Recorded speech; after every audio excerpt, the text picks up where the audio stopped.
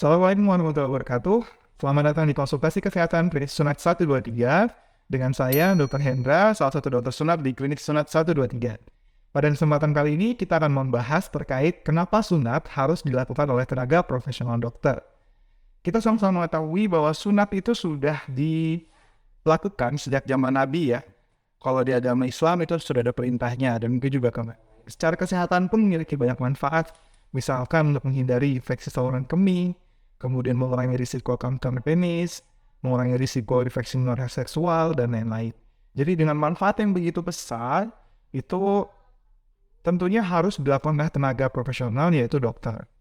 Nah, saya sebagai dokter sunat di Klinik 123 dan juga teman-teman dokter yang lain seringkali menemukan ketika kondisi pasien yang sudah disunat sebelumnya oleh yang bukan dokter, itu ternyata ada beberapa keluhan. Keluhan yang sering muncul, misalkan sunatnya kurang potong, atau misalnya dia keluh kembali karena pasiennya gemuk, atau misalkan masalah-masalah lain ya terkait dengan sunat yang biasa terjadi justru 1 bulan setelah sunat itu dilakukan.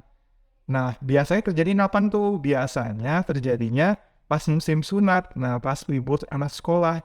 Tapi yang melakukan bukan dokter. Nah, hal-hal itu tentunya bisa kita cegah. Ya, tentunya bisa kita cegah dengan kita konsultasi dengan dokter. Kenapa sih harus sunat itu harus dilakukan dengan dokter?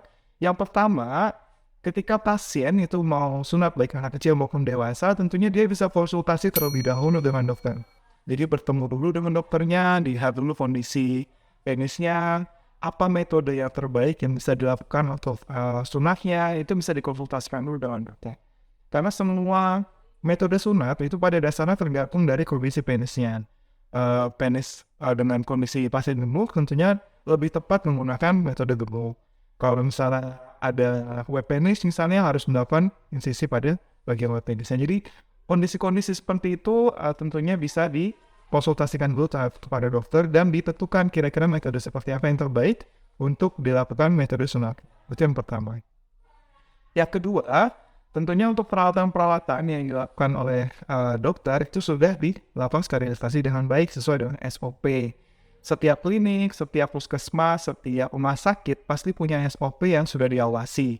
Bagaimana mereka menjaga sterilitas alat-alatnya, bagaimana mereka bisa mengatur dan manajemen dari SDM-nya, supaya bisa memberikan yang terbaik kepada setiap pasien yang ada di klinik tersebut.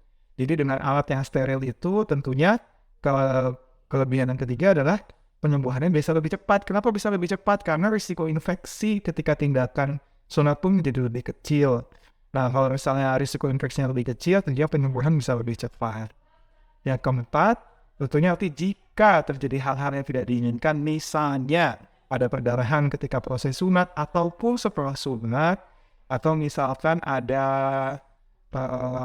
jahitan yang lepas misalkan, atau hal-hal yang tidak diinginkan lainnya, itu bisa segera dilakukan dilakukan penanganan oleh dokter yang melakukan. Karena setiap kita, para dokter sunat, itu sudah mengetahui mulai dari proses persiapan sunatnya harus seperti apa, tindakan sunatnya, hingga proses penyembuhan setelah sunat, penanganannya seperti apa.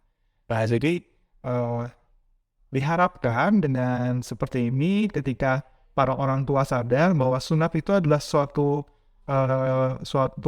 tindakan yang memberikan manfaat besar, tentunya juga harus dilakukan oleh tenaga profesional yang mengerti bagaimana proses sunat mulai dari persiapan, tindakan, hingga proses penyembuhan di rumah nanti.